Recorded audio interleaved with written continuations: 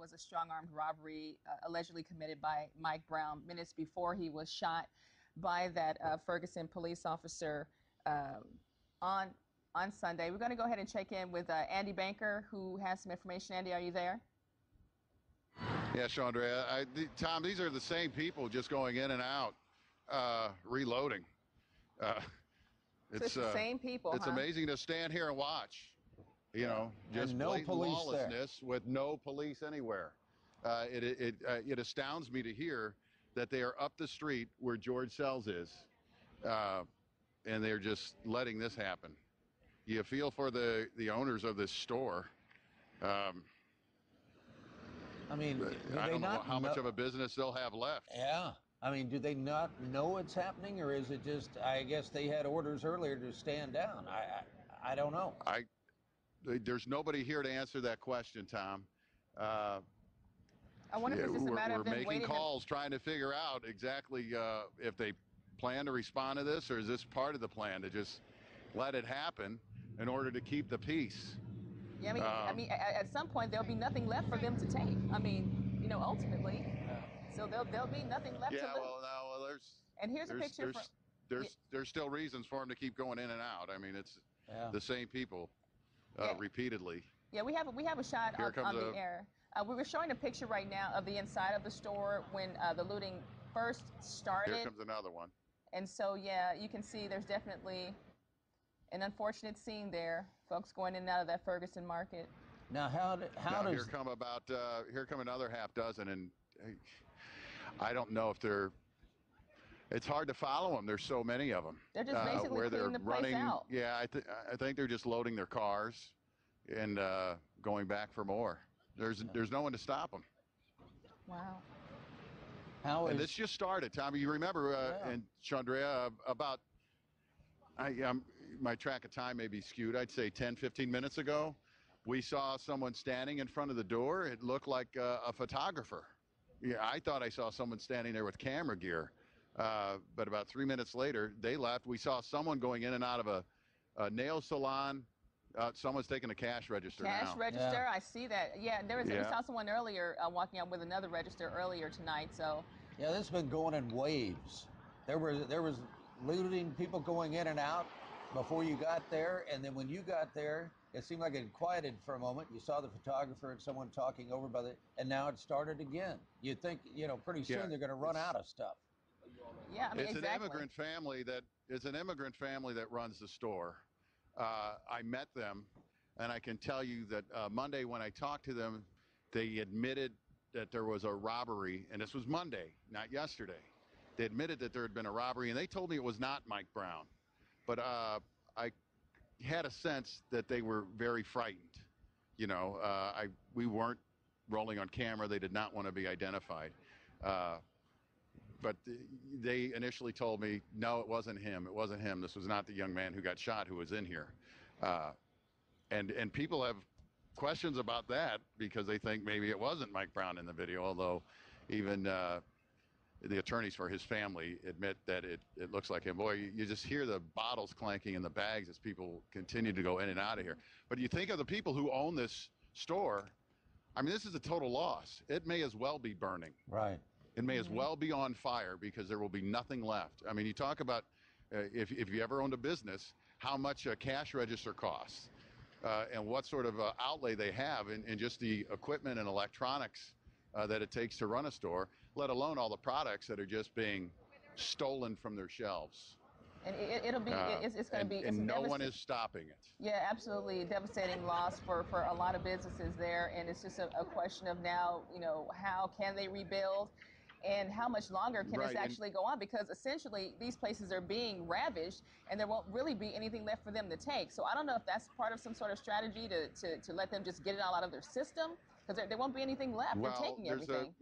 People who haven't been here all week and people who have and people who live in the neighborhoods around here and people who shop at the store. And you heard a young man who said, I went to that QT all the time. I'm a struggling college student. It was so great to have a place where I could pop in and get inexpensive gas, a few dollars, to get me to school. There goes a shopping cart down the street. But, you know, there's a lot of value put in these places.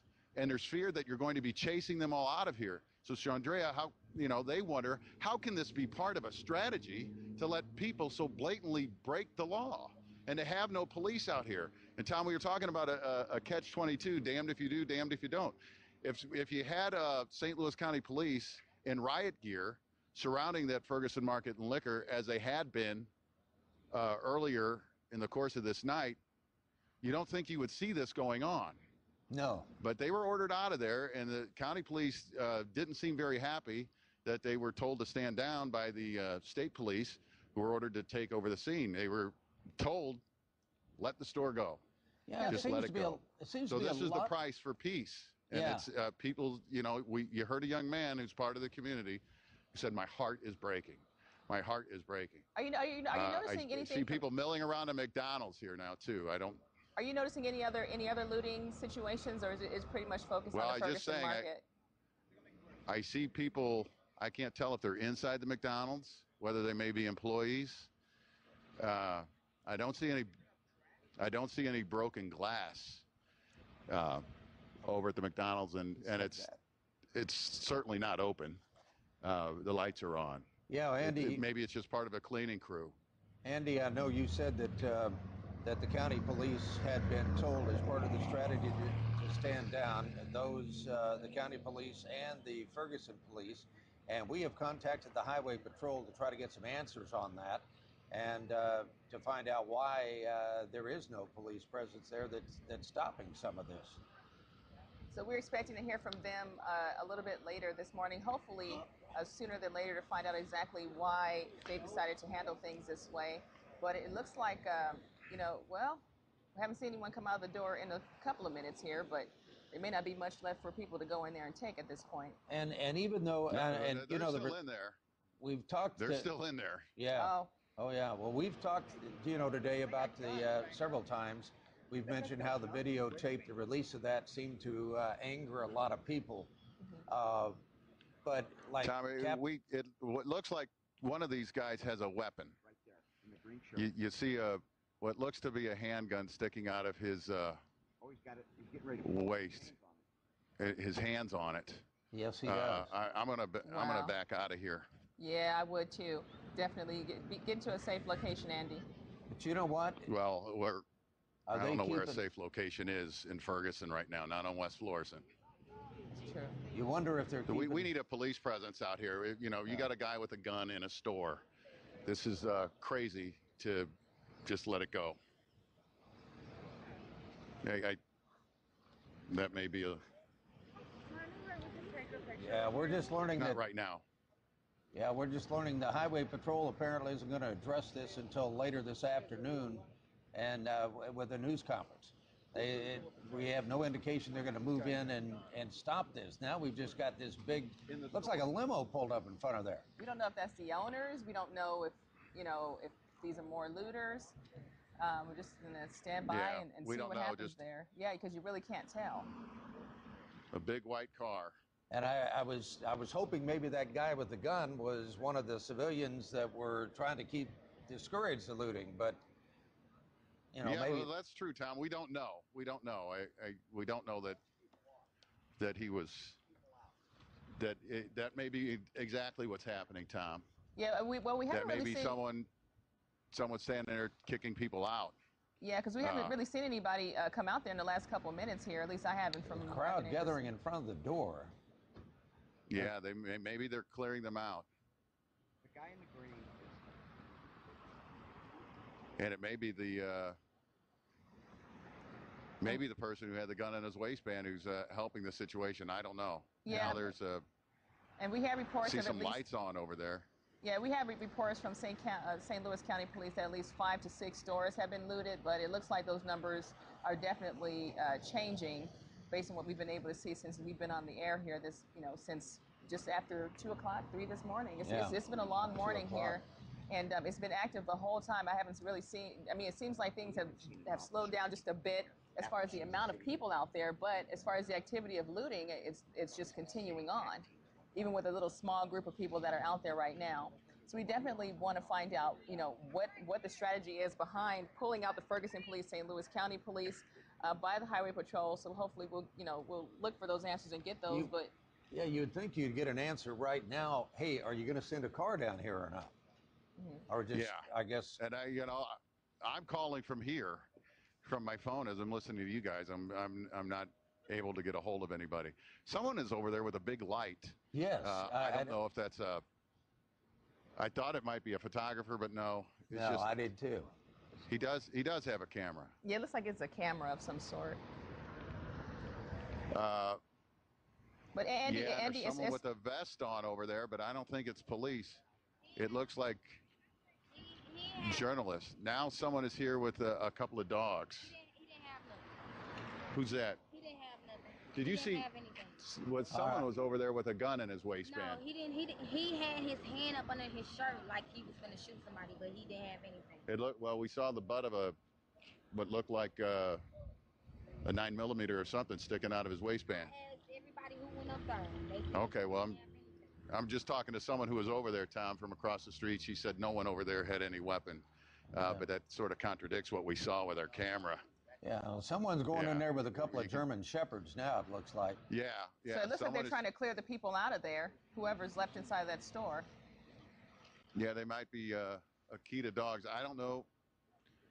You know, I'm are you seeing anything? I'm pretty leery of walking over there. Yeah, I'm standing right across the street. Yeah, I mean, but I don't want to walk up there with a Channel 2 microphone. Yeah, I mean, what about the McDonald's over there, Andy? The McDonald's. Well, here comes the photographer who had the light with his camera. I'm going to go see if I can talk to him.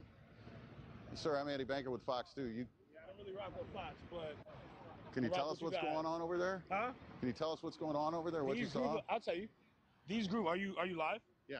Okay. Is that all right with you? Yeah, that's fine. Okay. These group of young men right here, they tried to stop people from looting. The people standing closest to it by the teller machine. They've been telling people don't go in, stop people from looting, and the business owners came in the store, and they got in a small altercation with people going in looting, but everybody actually cooler heads prevailed. It wasn't like big argument. Everybody just was. We saw 5 or 6 people making repeat trips and taking stuff out of the store.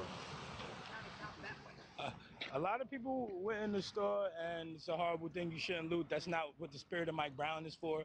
People are here because the young man was killed, unarmed. Yes. People have been out here all day peacefully protesting. I would say 95% of the protesters have been peaceful. Absolutely. We would all say that. We've been down here covering it. But yeah. So. But you say the store owners were in there? The store owners those are the store owners. And you're pretty fearless walking up there with your camera. You didn't have any fear? Nah. Nah? I'm from New York, baby.